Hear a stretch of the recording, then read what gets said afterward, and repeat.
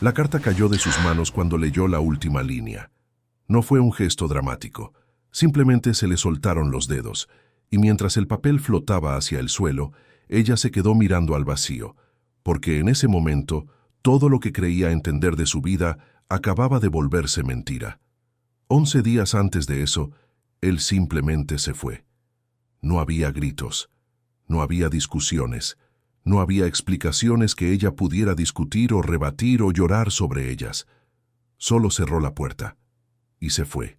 Ella estaba embarazada de 6 meses, sola, en un apartamento pequeño en el tercer piso de un edificio que olía a humedad.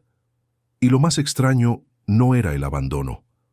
Lo más extraño era que ella no sabía qué había hecho.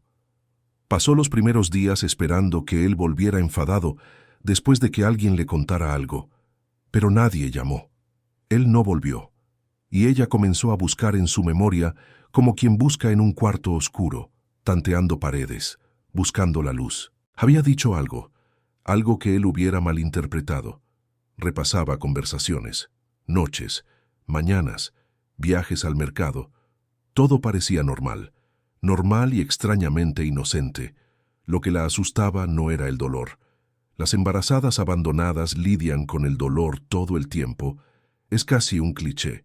Lo que la asustaba era la sensación de que algo fundamental estaba roto, algo que ella no podía ni siquiera nombrar, como si hubiera una grieta en la realidad que solo él podía ver. El apartamento se convirtió en una burbuja, las cortinas cerradas, el teléfono en silencio. Ella sentada en el sofá, con las manos sobre el vientre, esperando. ¿Esperando qué? ¿Un mensaje? ¿Una llamada? ¿O esperando entender qué había hecho tan mal? Porque en algún lugar profundo, en ese lugar donde las mujeres guardan sus culpas, ella empezó a creer que de alguna forma era su culpa. Pasó 11 días así. 11 días en los que comió poco, durmió peor, y cada hora que pasaba, la grieta se hacía más grande. Él no regresó, su familia no llamó. El mundo siguió adelante, indiferente. Pero ella seguía buscando en su memoria la evidencia de su propio crimen, porque sabía, de una forma que no podía explicar, que algo la había traicionado. No sabía qué, pero sabía que era grave. Entonces, ese martes por la tarde, el sobre apareció, deslizándose por debajo de la puerta, como si hubiera estado esperando todo ese tiempo a que ella estuviera lo suficientemente destrozada como para abrirlo. No tenía remitente, solo su nombre, escrito con letra temblorosa. Y cuando lo abrió, cuando desplegó esa carta doblada en 3 partes, cuando leyó las primeras líneas, entendió que su intuición había sido correcta. Algo terrible había pasado, algo que ella no había hecho, pero que de todas formas había destruido todo. Y lo más extraño, lo que la dejaría sin dormir esa noche, era que la culpa no desapareció. Incluso sabiendo que no había hecho nada, la culpa seguía ahí, como si llevara años esperando el momento exacto para revelar su verdadero rostro. La carta era de la hermana de él, y lo primero que ella pensó no fue «¿Qué dice?». Fue «¿Por qué ella? ¿Por qué la hermana escribía? ¿Dónde estaba él? ¿Por qué no podía enfrentar esto directamente?». Mientras leía, las preguntas comenzaron a multiplicarse. La hermana explicaba que durante meses, mientras ella sentía crecer al bebé, mientras él fingía estar feliz, él había estado investigándola. No era paranoia, no era desconfianza ordinaria, era sistemático. Contrató a alguien, un detective, pidió registros, buscó evidencia. ¿De qué? La carta no lo decía. O lo decía de una forma tan oblicua que ella no podía estar segura.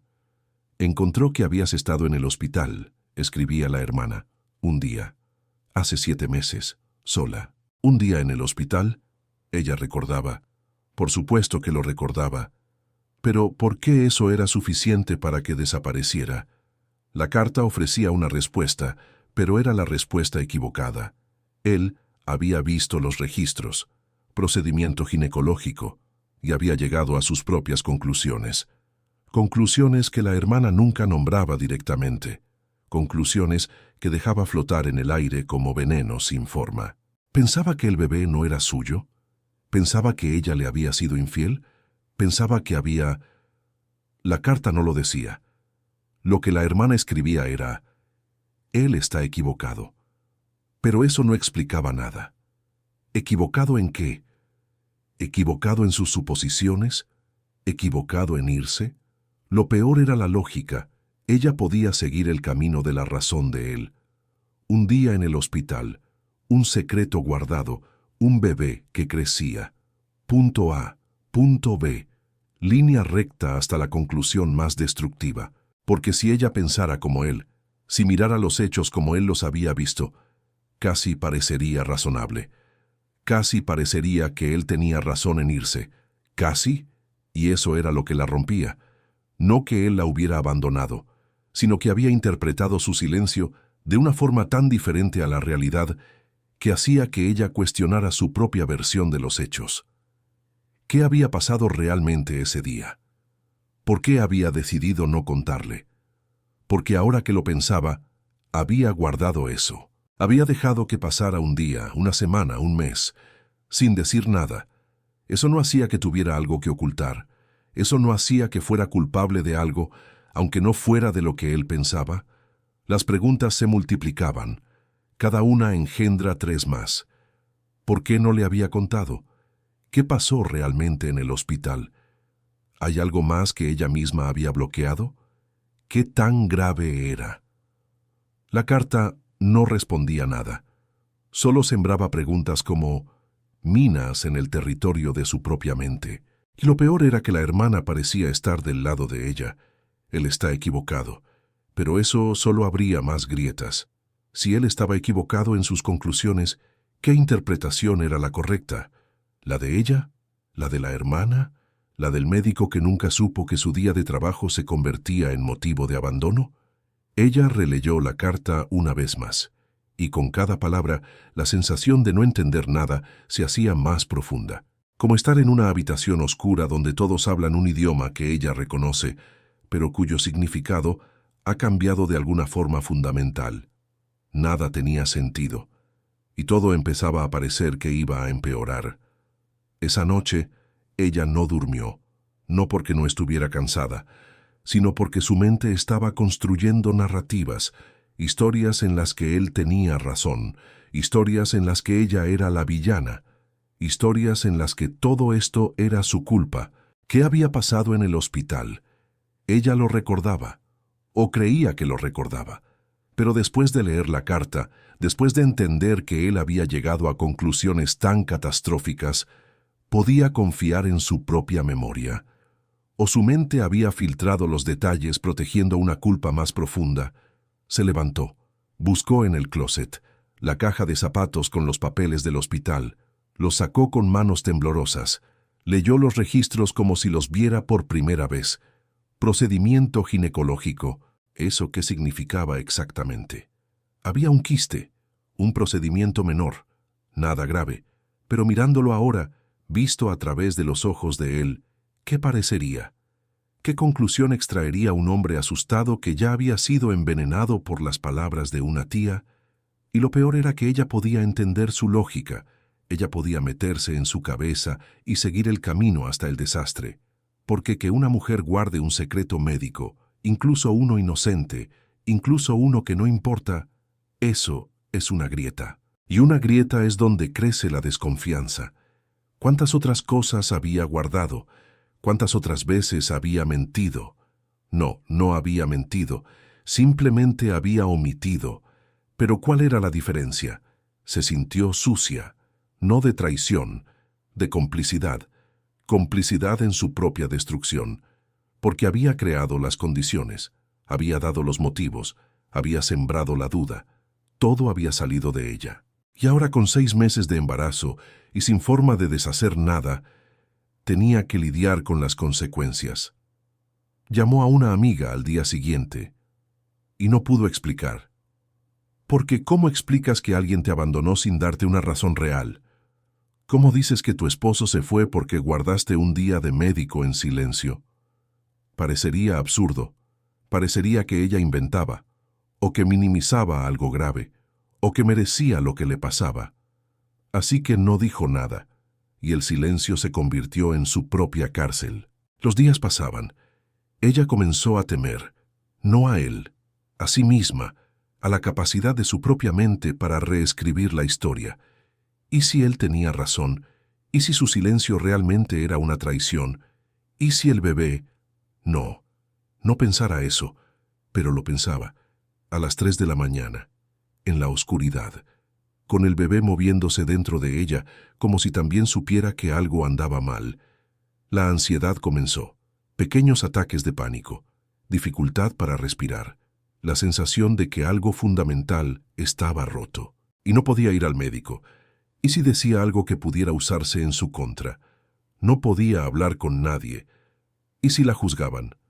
Estaba atrapada entre la verdad que conocía y la verdad que él había construido. Y esas dos verdades eran irreconciliables. Una noche, ella se encontró escribiendo una carta mental a él, una carta que nunca enviaría, en la que explicaba todo, en la que se disculpaba por cosas de las que no era culpable, y se dio cuenta de que ya estaba perdiendo, ya estaba creyendo en su propia culpa, y eso descubrió era el verdadero abandono, no cuando él se fue, sino ahora, cuando ella misma estaba a punto de desaparecer. 2 semanas después, cuando ella estaba a punto de rendirse, cuando ya comenzaba a aceptar que quizá de alguna forma sí era culpable, él volvió.